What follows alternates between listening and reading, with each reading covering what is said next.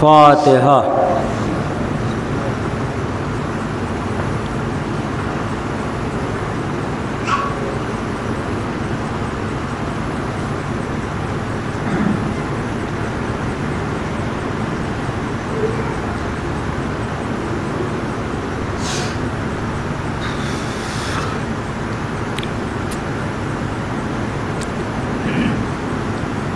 لا حول ولا قوة إلا بالله العلي العظيم۔ أعوذ بالله من الشيطان اللعين الرجيم۔ بسم الله الرحمن الرحيم۔ الحمد لله الذي هدانا لهذا وما كنا لنهتدي لولا أن هدانا الله۔ لقد جاءت رسل ربنا بالحق۔ الصلاة والسلام والتحية والإكرام على النبي الرحمة وشفيع الأمة وكاشف الغمة المدفون بأرض الطيبة المدينة المنورة، العبد المؤيد ورسول المسدد المصطفى الأمجد أبي القاسم محمد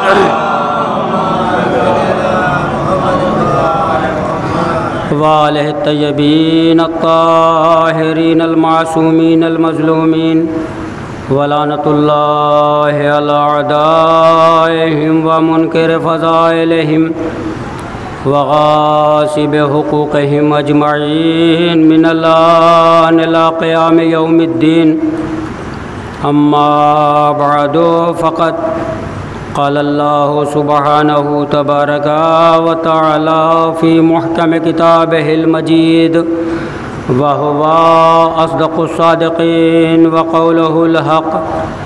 بسم الله الرحمن الرحيم۔ إنما وليكم الله ورسوله والذين آمنوا الذين يقيمون الصلاة ويؤتون الزكاة وهم راكعون۔ صلوات بر محمد۔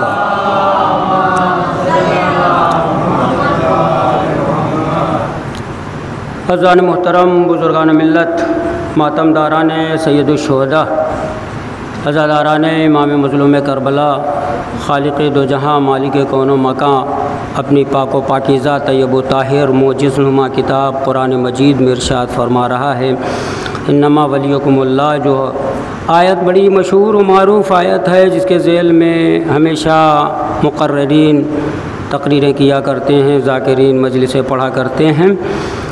یہ عشرہ اربعین کی نوی مجلس آپ کے سامنے آ گئی اور آہستہ آہستہ یہ عشرہ بھی تمام ہونے پر آ گیا۔ اللہ سبھی کو اس عشرہ چہلم یا امام مظلوم کربلا کے چہلم کے صدقے میں سب کو اپنے حفظ و امان میں رکھے اور سب کو سلامت رکھے۔ عزیزو، اہل بیت علیہم الصلاۃ والسلام کی عزاداری، اہل بیت علیہم الصلاۃ والسلام کا غم، فرش عزا، مجلس ماتم ہماری زندگی ہے، ہماری لگن ہے، اور بلکہ یوں کہا جائے کہ ہمیں عزاداری ورثے میں ملی، ترکے میں ملی، یکے بعد دیگرے ہوتے ہوتے ہم تک پہنچی اور اسی طریقے سے آگے بڑھتی چلی جائے گی۔ عزاداری اگر ہم اور آپ بہترین طریقے سے انجام دیتے رہیں گے تو آنے والی نسلیں بھی اسی راستے پر چلیں گی۔ دیکھیے، اکثر و بیشتر میں عرض کرتا رہتا ہوں، چاہے نماز ہو چاہے عزاداری ہو، نماز بھی بغیر معرفت کے بیکار ہوا کرتی ہے، عزاداری بھی بغیر معرفت کے بیکار ہوتی ہے۔ جس میں معرفت نہ ہو وہ چیز بیکار ہے۔ عزاداری امام حسین علیہ السلام کا غم منانا، امام حسین علیہ السلام پر رونا، امام حسین علیہ السلام پر آنسو بہانا، فرش عزا بچھانا، فرش عزا پر آپ وہاں سے اپنے گھر سے فرش عزا تک آنا اور رات کو بسر کرنا، تھوڑا بہت وقت گزارنا، یہ سب ہماری زحمتیں ہیں جو ہم اپنے گھر سے اور فرش عزا تک آتے ہیں. لیکن فرش عزا تک آنے کا مطلب یہ ہے، فرش عزا پہ بیٹھنے کا مطلب یہ ہے، امام حسین علیہ السلام کا غم منانے کا مطلب یہ ہے کہ ہم جو زحمتیں برداشت کرتے ہیں، ہم جو گھر کو بستر کو چھوڑ کر فرش عزا پہ آ رہے ہیں، تو فرش عزا سے کچھ لے کے جائیں، چھوڑ کے نہ جائیں، ہے نا. بڑے سلیقے کے ساتھ میں اور بڑے ہی اچھے انداز میں ہمیشہ ایسی باتیں بیان کرتا رہتا ہوں عزیزو، اس لیے کہ روز محشر کا عالم بڑا گرم ہوگا، جہاں نفسا نفسی کا عالم ہوگا، ایک دوسرے کو دیکھنے کے لیے تیار نہیں ہوگا. ایسے عالم میں اگر کوئی ہم پہ نظر ڈالنے والا ہے تو وہ یہ 14 ہے جو ہم پہ نظر ڈالیں گی. صلوات پڑھے محمد و آل محمد پر.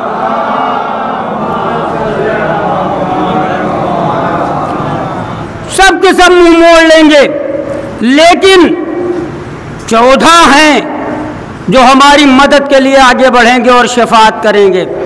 تو عزیزو یاد رکھیے گا، فرش عزا معصوم فرماتے ہیں کہ مجلسوں میں جایا کرو، مجلسوں میں بیٹھو، مجلسوں میں واعظ و نصیحت سنا کرو.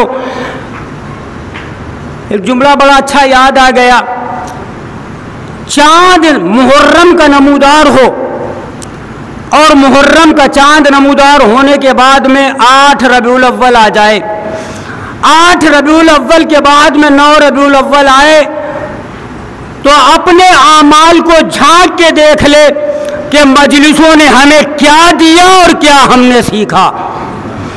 اگر مجلسوں کے ذریعے سے ہم بے نمازی تھے، نمازی بن گئے تو مطلب مجلس کامیاب. ہم بے روزے دار تھے، روزے دار بن گئے تو مجلس کامیاب.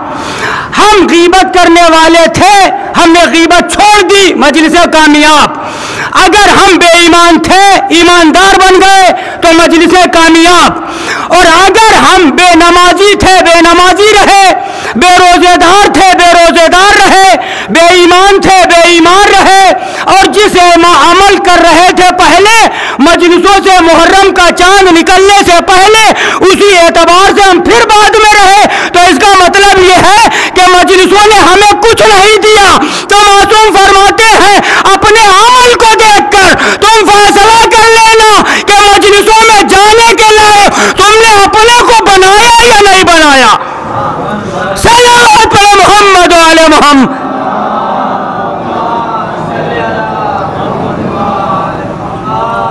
بآواز بلند صلوات پڑھے محمد و آل محمد.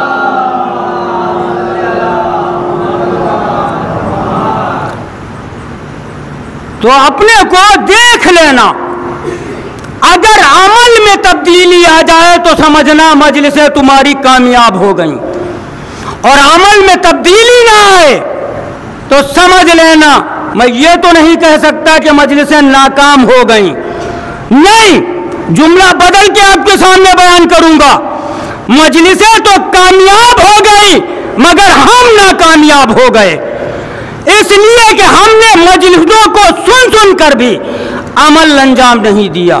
مجلسوں میں بیان کیا نہیں ہوتا، سب کچھ بیان کر دیا جاتا ہے عزیزو، لیکن یہ اور بات ہے کہ ہم ایک کان سے سن رہے ہیں، دوسرے کان سے نکالتے چلے جا رہے ہیں، ہمیں پتہ ہی نہیں چلتا. اب پھر بتاؤ، وہ یہود و نصارہ کی قومیں جو رسول اسلام کے سامنے آئی تھی نا، انہوں نے دین اسلام کا جب سے آغاز ہوا تب سے یہودی دین اسلام کا دشمن بن گیا. اور سب سے بڑی بات یہ ہے کہ دیکھیے جو میں نے آیت پڑھی آپ کے سامنے، انما ولیکم اللہ، مولا کائنات سے منسوب ہے، مولا کائنات کو ولی بنایا گیا. ابھی آپ کے سامنے بیان کروں گا. اب دیکھیے شمعون یہودی تھا نا، کردار دیکھیے، کردار، عمل دیکھیے، کیریکٹر دیکھیے، چال چلن دیکھیے. شمون یہودی دشمن مولا کائنات، شمون جیسا یہودی دشمن اہل بیت. ایک صلوات پڑھ لیجئے محمد و آل محمد پر.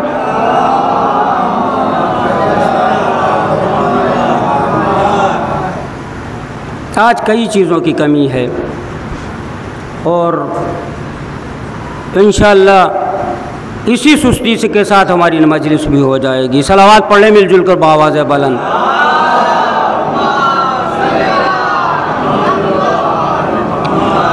شمون یہودی دشمن اہل بیت، مولا کائنات شمون یہودی کے باغ میں مزدوری کیا کرتے تھے. توجہ ہے نا، علی دشمن تھے نا یہودیوں کے. ایک اور صلوات پڑھ لیں محمد و آل محمد پر.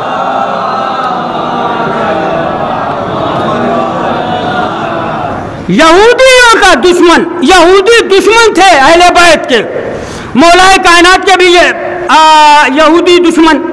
تو شمون یہودی کے باغ میں مولا کائنات مزدوری کرتے تھے. یعنی علماء تشریف فرمائے، بہرحال تشریف فرمائیں گے کہ یہودیوں کے باغ میں مولا کائنات ہمارا اور آپ کا مولا مزدوری کیا کرتا تھا. شمون یہودی سے لوگوں نے جا کے پوچھا، اے شمون تیرا مسلک کون سا ہے، تیرا مذہب کون سا ہے؟ تو یہودی ہے. کہا ہاں ہم تو یہودی ہیں. کہا تم تو اہل بیت کے دشمن ہو. توجہ ہے نا، تم تو اہل بیت کے دشمن ہو، پھر علی سے اپنے باغ میں مزدوری کیوں کرواتے ہو؟ برجستہ اس دشمن علی نے جواب دیا کہ علی سے اچھا کائنات میں کوئی مزدور ہی نہیں ہے. صلوات پڑھیں محمد و آل محمد.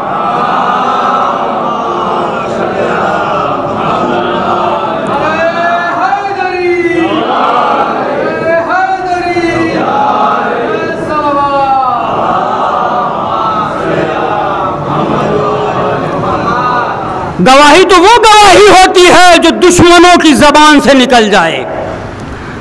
علی کا دشمن یہودی، اور یہودی قوم کا وہ شمون یہودی کہ جس کے باغ میں مولا کائنات مزدوری کر رہے تھے، اسے کہا گیا بتاؤ علی سے کیوں مزدوری کرواتے ہو؟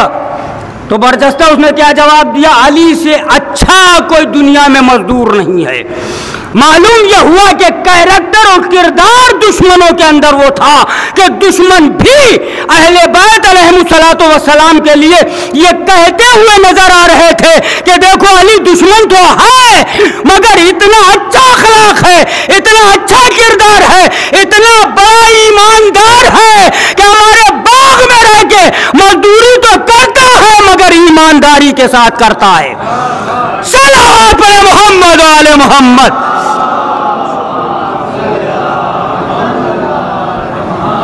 ہمارا اور آپ کا پہلا امام یہودیوں کے باغ میں جا کے مزدوری کر لے. روزی کو تلاش کرنا ضروری ہوتا ہے نا، حلال روزی. اب یوں تو روزی نہ معلوم کتنے طریق. دیکھیے اللہ نے ہماری اور آپ کی قسمت میں روزی لکھ دی، لکھی ہے نا. کسی کو 50,000، کسی کو 1 لاکھ، کوئی کو 1 کروڑ، کوئی کو 2 کروڑ، کوئی اب نہ معلوم کتنے روپئے لوگوں کی جیب میں آ جاتے ہیں. لیکن دولت کمانا ہمارا اور آپ کا کام ہے. دولت کو 2 ذرائع سے حاصل کیا جاتا ہے. ایک دولت کو حلال ذریعے سے، ایک دولت کو حرام ذریعے سے. آپ کہیں گے یہ کیسے؟ مولا کائنات جا رہے تھے، مسجد پڑ گئی. ساتھ میں چلنے والا ہمیشہ یاد رکھیے گا، سارے ساتھ میں چلنے والے وفادار نہیں ہوتے. کبھی کبھی آپ نے دیکھا ہوگا کہ جانور وفادار ہو جاتے ہیں، انسان وفادار نہیں ہوتے.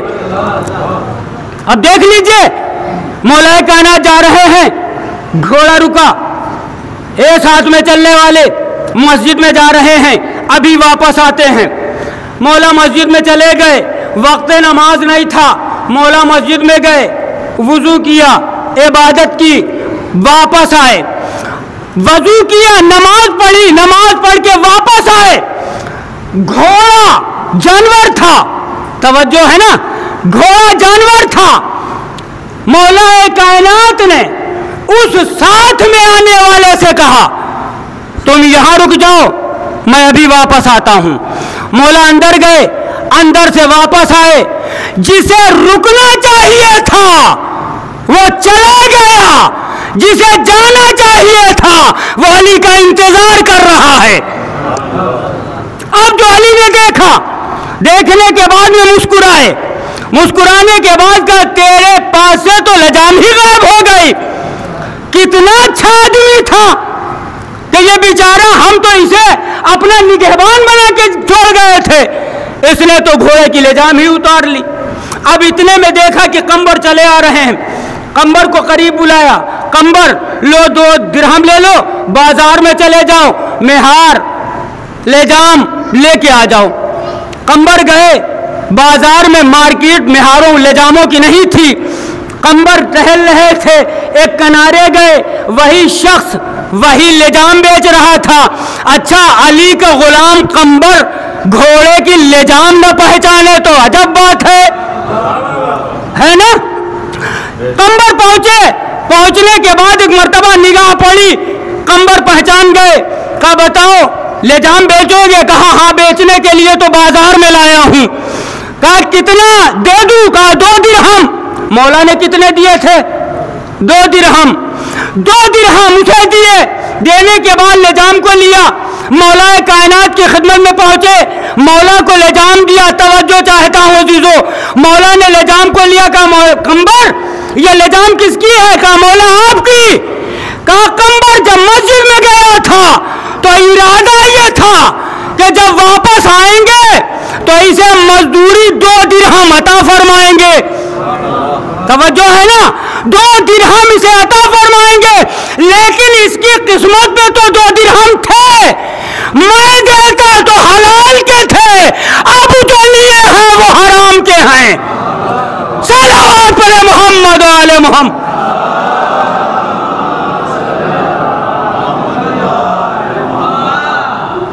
دولت سب کو ملے گی، لیکن حاصل کرنے کا طریقہ اپنا اپنا ہے۔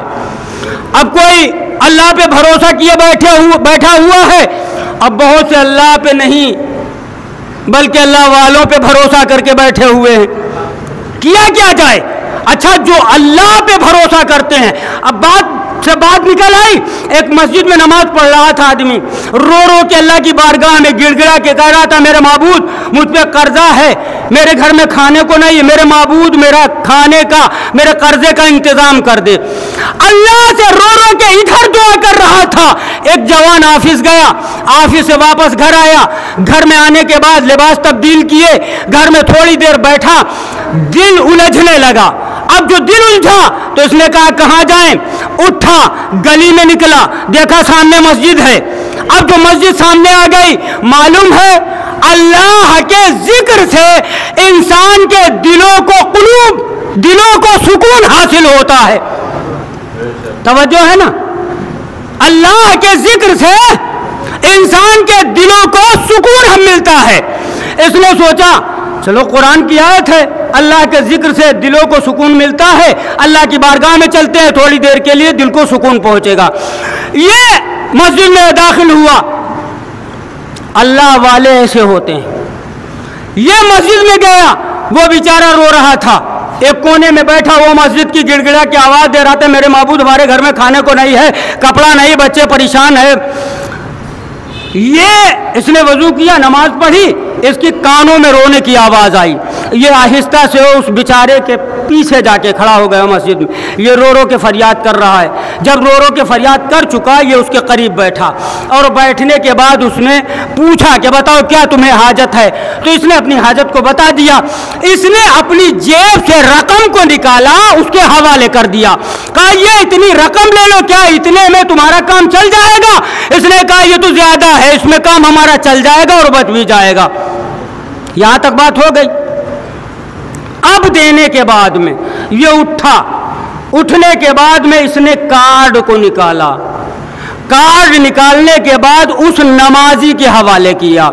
نمازی کے حوالے کرنے کے بعد کہتا ہے کہ دیکھو آج تو ہم نے تمہیں دے دیا، اب جب بھی تمہیں ضرورت پڑے تو یہ کارڈ اپنے پاس رکھ لو. توجہ چاہتا ہوں عزیزو، کارڈ اپنے پاس رکھ لو، اس پتے پر میرے پاس چلے آنا، تمہاری حاجت پوری کر دوں گا. بس جیسا ہی کارڈ دیکھا یہ جملے سنے، ایک مرتبہ اس حاجت مند نے اس کو پلٹ کے جواب دیا کہ میری حاجت کو پورا کرنے والے سن، جس نے آج حاجت کو پورا کیا ہے وہ جب مجھ پر حاجت پڑے گی تو تیرے جیسوں کو میرے پاس بھیج دیا کرے گا. صلوات پر محمد و علیہ.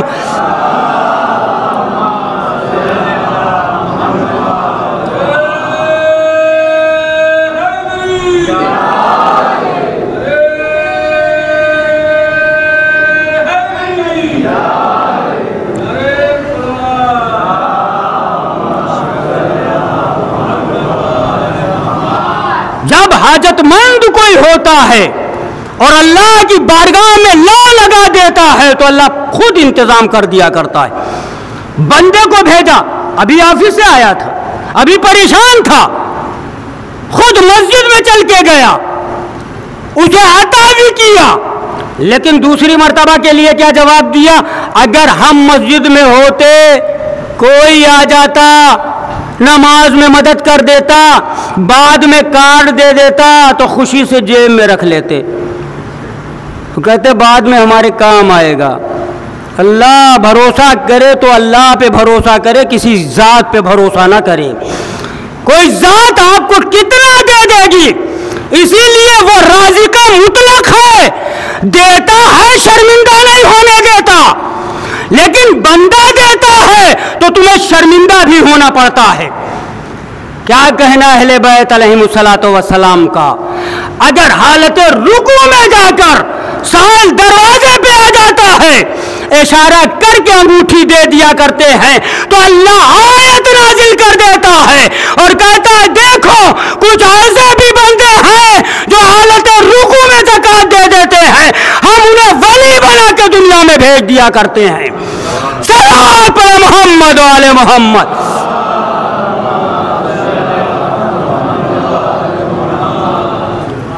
کچھ معرفت کا ہوتا ہے عمل، کچھ غیر معرفت کا عمل ہوتا ہے. اگر معرفت میں عمل کیا جائے تو آیت نازل ہوتی ہے، غیر معرفت میں عمل کیا جائے تو ایک انگوٹھی نہیں 40 انگوٹھیاں راہ خدا میں دے دی گئیں مگر کوئی آیت وایت نازل نہیں ہوئی. عزیزو ایک آیت نازل ہوئی وہ بھی علی کے بارے میں، علی کو مولا بنایا، علی کو ولی بنا دیا کہ دیکھو تمہارا ولی اللہ ہے، اللہ کے رسول، اور وہ ولی ہے جو حالت رکوع میں زکات دے دیا کرتے ہیں. تو اب حالت رکوع میں زکات کس نے دی؟ مولا کائنات نے. جو اللہ پہ اعتبار کرتا ہے، جو اللہ پہ بھروسہ کرتا ہے، اللہ خود اس کا انتظام کرتا ہے. ایک مل کے باواز بلند صلوات پڑھ لیں محمد و آل محمد.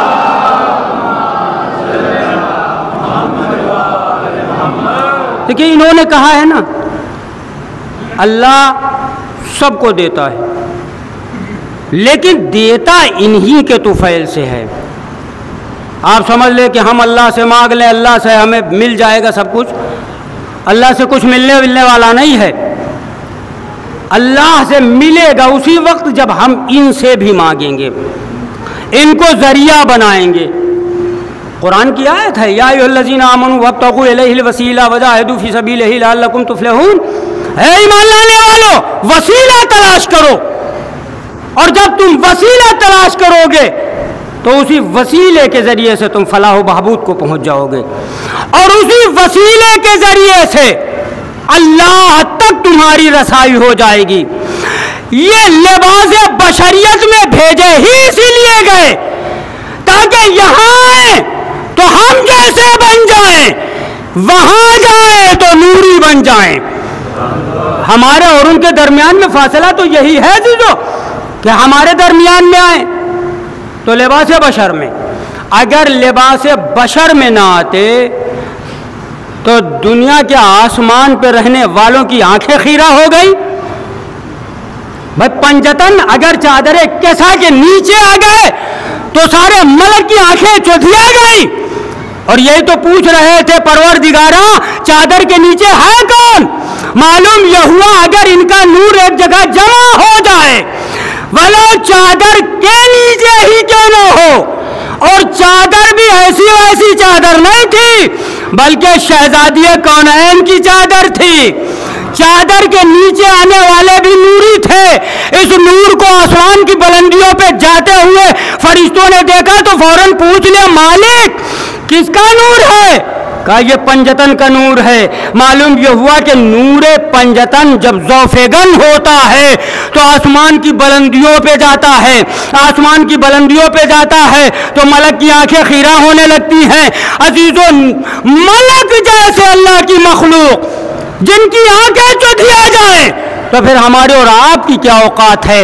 اسی لیے لوگوں نے رسول کو اپنا جیسا بشر کہہ دیا، سمجھا نہیں، رسول کی عظمت کو نہیں سمجھا. مل جل کے باواز بلند صلوات پڑھے محمد علیہ.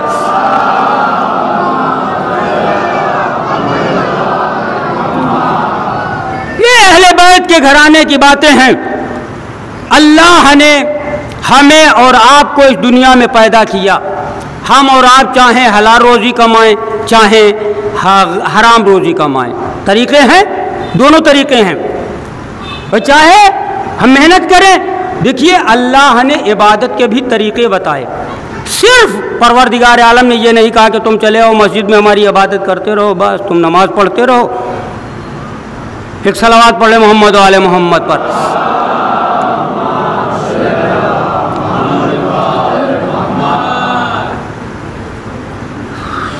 کہاں تک بیان کریں گے آپ لوگوں سے کہ صلوات بلند آواز سے پڑھ لیں.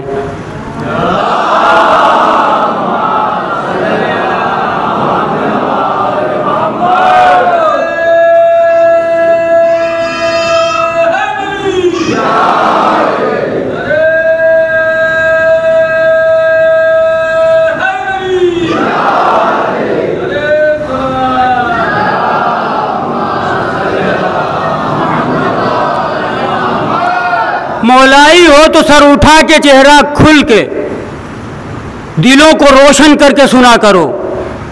علی کے فضائل، اہل بیت کے فضائل دلوں پہ گلاب نہ کھلا دیں تو پھر بیکار ہے. اور علی کے فضائل کے ذریعے سے دل گلاب نہ ہو جائے تو پھر مولائی نہیں ہوتا. اگر دلوں میں کانٹے چبھنے جائیں تو پھر ایمان نہیں منافقت کی پہچان ہوتی ہے. ایک صلوات پڑھے محمد و آل محمد پر.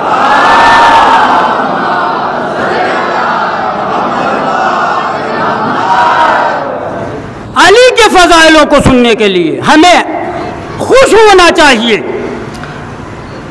جتنی دیر بھی فضائل اہل بیت ہوں اتنی دیر آرام سے سن لیجئے اور پھر اس کے بعد میں آپ اپنی جگہ ہوں گے، ذاکر اپنی جگہ ہوتا ہے. بہرحال تو اہل بیت کے گھر میں ہمارے اور آپ کے لیے اللہ نے رزق کو معین کر دیا، دولت معین کر دیا، اختیار ہمیں ہے، ہم چاہے جیسے لے لیں. تو عبادت کے ذریعے ہیں. اگر کوئی بندہ، معصوم فرماتے اگر کوئی بندہ حلال روزی کے لیے اپنے گھر سے قدم کو باہر اٹھاتا ہے، نکالتا ہے تو ہر قدم عبادت میں لکھا جاتا ہے. حلال روزی کمانے کے لیے بندہ اپنے گھر سے قدم باہر نکالتا ہے، اس کا ہر قدم عبادت میں شمار کیا جاتا ہے. مولائے کائنات ایسے ہی مزدوری نہیں کرتے تھے. امام سے پوچھا بھی گیا مولا ایسی دھوپ میں تپش میں آپ کیا کر رہے ہیں؟ تو امام نے پلٹ کے جواب کیا دیا معلوم؟ ایسے عالم میں جب کہ میں اپنے بال بچوں کے لیے حلال روزی کما رہا ہوں اگر مر جاؤں تو شہید کہلاؤں گا. حلال روزی پیدا کرنے کے لیے، حلال روزی کمانے کے لیے، یعنی اگر کوئی اس منزل پہ آ جائے اور اپنے کو حلال روزی کے لیے منتخب کر دے تو اللہ ہر قدم کے بدلے میں عبادت شمار کرتا ہے اور ثواب عطا فرماتا ہے۔ تو مولائے کائنات بھی مزدور تھے، مزدوری کیا کرتے تھے، لیکن ہے کیا یہ معلوم ہے؟ نازش کون و مکان ہے، کوئی مزدور نہیں۔ اشارہ کرے تو پہاڑ سونے کا ہو جائے، دوسروں کو اپنے در پہ بلا کے اتنا دے دے کہ حاتم طائی کی سخاوت بھی فیل ہو جائے، اسے علی کہتے ہیں۔ اس سے بڑا کون سخی بیٹے کے دربار میں آ جائے تو راہب اولاد سے مالا مال ہو جائے، باپ کے دربار میں آ جائے تو غریب امیر ہو کے چلا جائے، اس دربار میں بے اولاد آ جائے تو اولاد لے جائے، غریب آ جائے تو مالدار ہو جائے، بے زر آ جائے تو ابوذر ہو جائے، سلمان آ جائے تو سلمان و منا اہل البیت بن جائے۔ اس دروازے کی عظمت ہی اور ہے عزیزو، جو بھی دروازے پہ آیا۔ اب دو چار جملے امام حسین علیہ السلام کی طرف سے اور ختم و دعا انشاءاللہ، ربط مصائب بھی اسی میں ہو جائیں گے۔ امام مولائے کائنات علیہ السلام کے گھر میں ہے نا، باپ اور بیٹے، ایک ہے دین کو، رسول اسلام ہے دین کو لانے والے، اور مولائے کائنات ہے دین کو بچانے والے، ہے نا۔ غدیر خم میں شیطان تیز آواز میں رویا، رسول مسکرائے، لوگوں نے پوچھا رسول مسکرا کیوں رہے ہیں؟ رسول اسلام نے آواز دی، کفر جب مایوس ہو تو مسکرانا بھی عبادت ہوتا ہے۔ کفر مایوس ہو تو مسکرانا بھی عبادت ہوتا ہے۔ آج کفر مایوس ہوا اس لیے مسکرا رہا ہوں۔ کہا یا رسول اللہ کیوں؟ کہا اس لیے کفر مایوس ہوا ہے کہ آج اسلام علی کے قوی ہاتھوں میں پہنچ گیا، آج کے بعد میں اسلام کو کبھی زوال آنے والا نہیں ہے، اسلام روز بروز ترقی کرتا جائے گا، اسلام پر جب کبھی وقت آئے گا علی آگے بڑھے گا یا علی کی اولاد آگے بڑھے گی۔ صلوات علی محمد و آل محمد۔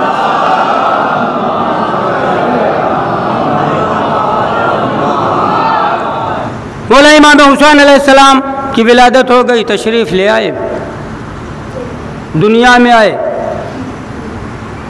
تو اتنا بڑا سخی کہ جیسے پیدا ہوا، باپ وہ تھا کہ جس نے پیدا ہونے کے بعد میں کلہ ازدر کے 2 ٹکڑے کر دیے، کہا اب یہ رہے گا ہی نہیں۔ اچھا اژدہا کہنا آپ نے دیکھا ہے؟ اژدہا آج کے زمانے میں تو بہت کم اژدہے ملتے ہیں نا۔ اژدہا یہ نہیں، عالم برزخ میں بھی اژدہے ہوں گے، عالم برزخ میں بھی سانپ ہوں گے، برزخ میں بھی شیر ہوں گے، لیکن یہ اژدہے نہیں۔ لگ بھگ 22 گز کا چوڑا تھا اژدہا، جسے مولائے کائنات نے اپنے ہاتھوں سے چیرا تھا۔ یہ اژدہا چھوٹے موٹے کی بات نہیں، شیر خدا کی بات ہے، یہ چھوٹا موٹا اژدہا نہیں ہے۔ جب مکے کی گلیوں میں گھستا تھا تو مکے کی پوری پوری گلی لے کے چلتا تھا، ایسے نہیں۔ اسی لیے تو اژدہا جب جناب فاطمہ بنت اسد نے دیکھا کہ میرے بیٹے نے اژدہے کے 2 ٹکڑے کر دیے، وہ اژدہا جو حلالی اور غیر حلالی کی پہچان کیا کرتا تھا، آج علی نے اسے چیر کے پھینک دیا۔ لوگوں نے رسول سے پوچھا یا رسول اللہ غضب ہو گیا، اب کیسے پتہ چلے گا کہ ہماری نسل میں کون حلالی ہے کون غیر حلالی ہے؟ تو رسول اسلام نے جواب دیا آج سے اژدہا نہیں ہے، آج سے اژدہے کو چیرنے والے کو دیکھنا، جو فضائل یا اس کے چہرے کو دیکھ کر مسکرا دے سمجھ لینا وہ حلالی ہے، جو نہ مسکرائے سمجھ لینا غیر حلالی ہے۔ صلوات علی محمد و آل محمد۔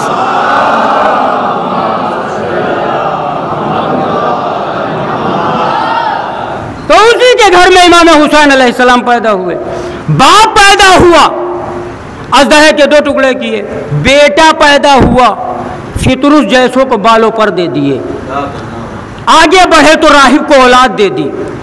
بچپنے کا عالم یہ تھا کہ اگر چلتے ہیں پیر الجھ کے مسجد میں صحن میں ڈگمگاتی ہے امامت تو رسالت آگے بڑھ کے گود میں لے لیتی ہے، یعنی مصحف ناطق کو رحلے نبوت آگے بڑھ کے سہارا دے دیتی ہے، اور دینے کے بعد میں منبر پہ لے جا کے کہتی ھذا حسین فارفوہ، یہ ہے میرا حسین، اسے پہچان لو۔ بات دوسری کرنے والے تھے لیکن بات بہت لمبی ہو جائے گی۔ ھذا حسین فارفوہ، یہ ہے میرا حسین، اسے پہچان لو۔ کیا مدینے میں کوئی پہچانتا نہیں تھا امام حسین کو؟ پہچانتا تھا، معرفت نہیں تھی حسین کی۔ رسول جان رہے تھے کہ مدینے کے لوگ حسین کو جانتے تو ہیں مگر حسین کی معرفت نہیں ہے۔ رسول جانتے تھے ایک وقت آئے گا کہ یہی مدینے کے مسلمان ہمارے حسین کا ساتھ نہیں دیں گے، لہذا آج ہی رسول اسلام نے فرمایا کہ دیکھو یہ ہے میرا حسین، اسے پہچان لو۔ لیکن نہ مدینے والوں نے پہچانا۔ پہچانتے بھی کیسے؟ جن کا جیسا شجرہ ہوتا ہے ویسا عمل کیا جاتا ہے۔ امام حسین علیہ السلام نے مدینے کو 28 رجب کو چھوڑا۔ کئی مرتبہ میں جملہ کہہ چکا ہوں عزیزو، یہ کہہ کے چھوڑ دینا اچھی بات نہیں ہوتی کہ اگر کوئی کام بگاڑ دیا گیا، اسلام کی تخریب ہو گئی تو یہ کہہ کے چھوڑ دیا جاتا ہے ہم سے کیا مطلب ہوتا ہے نا، ہم سے کیا مطلب۔ یہ بہت بڑا جملہ ہے، اسے سوچئے گا ضرور۔ امام رسول کا نواسہ مدینے سے نکلا، لوگوں نے کہا رسول کا نواسہ جا رہا ہے، کچھ لوگوں نے کہا ہم سے کیا مطلب۔ مکہ آ گئے، مکے سے روانہ ہوئے، کچھ لوگوں نے کہہ دیا ہم سے کیا مطلب۔ سوچو ہم سے کیا مطلب کا نتیجہ کیا نکلا کہ حسین کربلا پہنچ گئے۔ ہر جگہ امام حسین نے خطبے دیے اور ہر جگہ یہ بتایا کہ دیکھو ہم مال غنیمت کے لیے نہیں جا رہے بلکہ ہم شہید ہونے کے لیے جا رہے ہیں۔ آؤ جسے ہمارے ساتھ چلنا ہو، جسے شہید ہونا ہے وہ ہمارے ساتھ چلے۔ اب عزیزو، جو اللہ والے تھے، جو امام حسین کے چاہنے والے تھے، وہ دھیرے دھیرے رخصت ہو کر کربلا پہنچ گئے۔ 2 محرم کو حسین کربلا پہنچے۔ آج 19 صفر ہو گئی۔ 18 صفر کو امام حسین علیہ السلام کا جو لٹا ہوا قافلہ کربلا سے چلا تھا کوفے میں قید کیا گیا تھا۔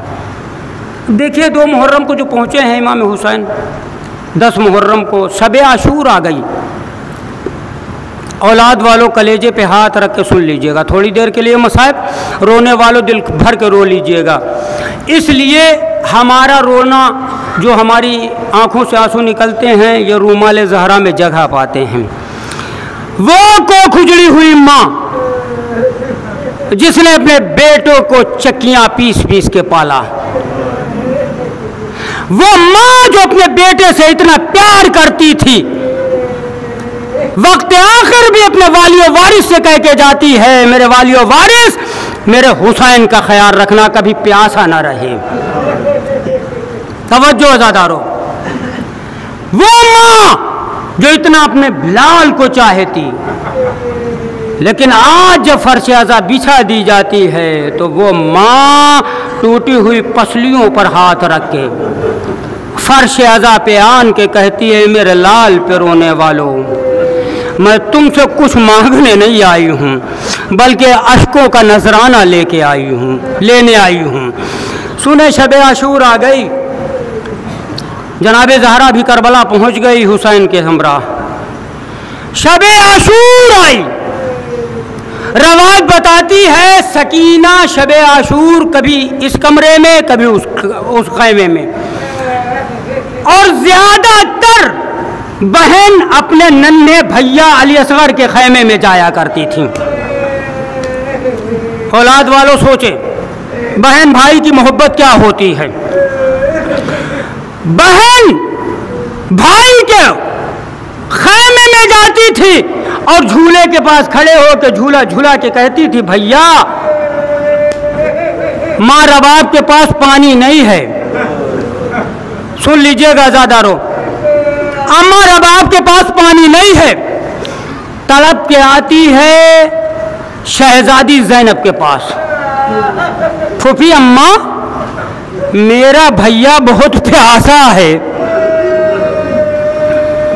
जज़ाकल्लाह, खुदा कोई गम न दे सिवाय गम मज़लूम करबला के। जनाब सकीना पलट के आती है, फूफी अम्मा मेरा भैया बहुत प्यासा है।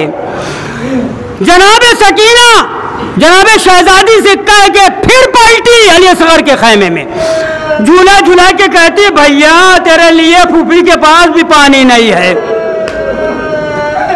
जनाब सकीना अब उस खैमे से रवाना होती है इस आस के साथ कि शायद अलमदार के पास थोड़ा पानी मिल जाए। जनाब अब्बास के खैमे में पहुंची, चची आप तो अलमदार की ज़ौजा हैं, क्या आपके यहाँ को मश्क में पानी है? एक मर्तबा ज़ौजा अब्बास ने मश्क को उठाया, सूखी हुई मश्क को आगे बढ़ा दिया, सकीना मेरे यहाँ भी पानी नहीं है। जैसे ये जुमला सुना, सकीना पलटी, अली असगर के खैमे में पहुँची, आवाज़ दी, भैया चचा के खैमे में भी पानी नहीं है।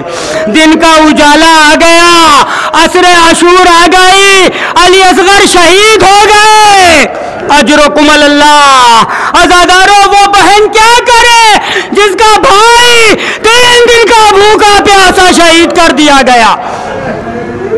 आज बहन उसी काफिले के हमरा पीछे पीछे जा रही है जिसमें अली असगर भी है, जिसका सर नोके नेज़ा पे है। बहन देख रही है, मेरा भाई प्यासा मारा गया, मेरा भाई प्यासा शहीद कर दिया गया। अल्लाह अकबर। ये काफिला आहिस्ता आहिस्ता कूफे से शाम की तरफ रवाना कर दिया गया। सरजमीन शाम पे पहुंचा, दरबार यजीद में काफिला पहुंचा। एक रवायत सुना कि अपनी मजलिस को खत्म कर दूंगा। सुने आज़ादारों, यजीद की ज़ौजा हिंद ने एक झूला तैयार किया था।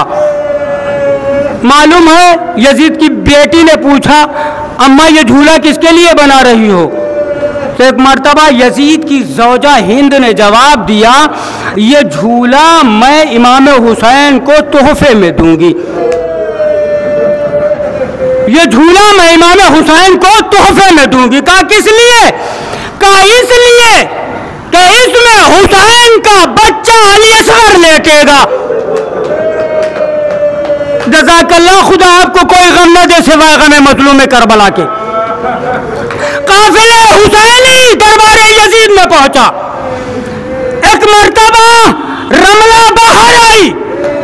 जब बाहर आई तो देखा, सरों को देखती हुई चली गई। एक नन्हे से सर पे जाके निगाह पड़ गई। अल्लाह अकबर। औलाद वालों कलेजे पे हाथ रखें। बहन अपने भाई के चेहरे को देख रही। रमला की निगाह जैसे उस बच्चे पे पड़ी, चेहरे को देखने के बाद में रमला दौड़ के अपनी माँ के पास गई। कहा अम्मा एक नन्हा सा सर आया है, अम्मा इजाजत हो तो उस सर को ले आए, इस झूले में लिटाएं। अम्मा ने जवाब दिया, नहीं बेटा ये झूला अली असगर के लिए है। बच्ची जिद करने लगी, बाहर आई, यजीद के पास पहुंची, बाबा मुझे ये सर चाहिए। रमला ने जब जिद की तो यजीद ने इजाजत दे दी। रमला ने नन्हे से सर को लिया, उसे पोंछा, खून को साफ किया, अली असगर के सर को लेके चली। जैसे ही बहन की निगाह भाई के सर पे पड़ी, दिल तड़प गया। एक मर्तबा सकीना तड़पी, अली असगर के सर के पीछे चली। रमला आगे गई, अली असगर के सर को उस झूले में रख के हिलाने लगी। इधर सकीना आगे बढ़ी, बढ़ने के बाद में चौखट में एक मर्तबा पैर उल्टा, सकीना गिरी, आवाज देती है, ए बच्चे मेरे भैया के सर को ना ले जा। अजरुकुम अल्लाह। खुदा کو کوئی غم نہ دے سوائے غم مظلوم کربلا کے۔ اے بچی میرے بھیا کے سر کو نہ لے جا۔ ایک مرتبہ بچی کو اٹھایا، اٹھانے کے بعد آگے لے کے گئی اور جناب سکینہ رو رو کے آواز دے رہی ہے، ارے میرے بھیا کے سر کو مجھے دے دے۔ ایک مرتبہ یزید کی بیوی ہند آگے بڑھی، بڑھنے کے بعد پوچھتی بچی تو کون ہے، کہاں سے آئی ہے؟ بھیا جملہ سننا تھا۔ سکینہ طرف گئی، ارے کیا پوچھ رہی؟ میں مدینے کی رہنے والی، ارے میں حسین کی لاڈلی، یہ میرا بھیا علی اصغر۔ جیسے ہی اصغر کا نام سنا ہند کا کلیجہ تڑپا۔ اے رملہ میں نے جھولا علی اصغر کے لیے بنوایا، علی اصغر نہ آیا، اس کا سر جھولے میں آیا۔ اے رملہ تم علی اصغر کے سر کو لے کے آئی۔ وَسَيَعْلَمُ الَّذِينَ ظَلَمُوا أَيَّ مُنقَلِبٍ يَنقَلِبُونَ إِنَّا لِلَّهِ وَإِنَّا إِلَيْهِ رَاجِعُونَ۔